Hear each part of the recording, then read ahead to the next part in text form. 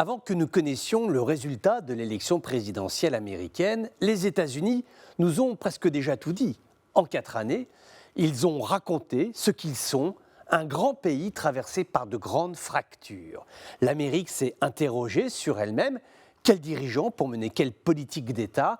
Quelles lois face à la pandémie de coronavirus, face à l'épidémie de porteurs d'armes et face à l'addiction aux billets verts? L'Amérique, en souffrance, s'est donnée en spectacle durant la campagne électorale.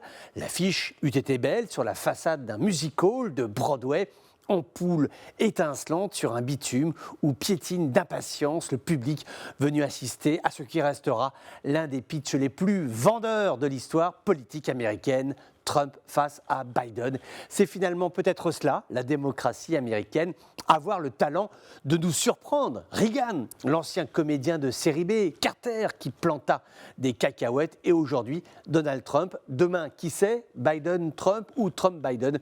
En fait, personne ne sait. Celui qui a déjà remporté l'élection présidentielle, c'est le climat électrique, climat de défiance entre démocrates et républicains, et un climat qui est somme toute assez déroutant. Nous avons souvent eu la perception d'une Amérique solidement campée sur l'alternance entre ses franges progressistes et conservatrices. Il y avait presque là quelque chose de rassurant dans ce jeu de chaises, parfois même avec le sentiment de ne pas trop réussir à distinguer les deux formations politiques.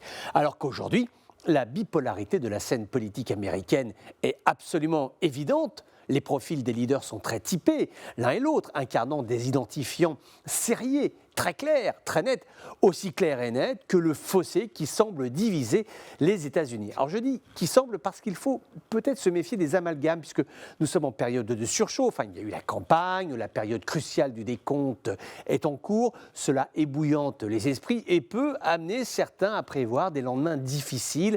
Prédiction hasardeuse, là encore, on ne sait pas. En revanche, ce qui est sûr, c'est que l'Amérique a changé. Comme si les attentats du 11 septembre 2001 avaient été précurseurs d'une nouvelle ère, d'une autre façon de penser la politique étrangère et de concevoir, à l'aune des crises financières et sanitaires, un autre projet de société. En l'espace de 20 ans, nous avons compris que l'Amérique ne sera plus jamais la même. Maintenant, ce que l'on va savoir, ce que l'on espère apprendre rapidement, c'est vers quoi elle se dirige. Ces États-Unis, partenaires ou alliés, ou même souvent les deux, qui seront-ils demain? Comment la marche du monde va-t-elle s'organiser autour du nom du prochain président des États-Unis d'Amérique? Nous le saurons dans quelques heures, dans quelques jours, et là encore, on ne le sait pas.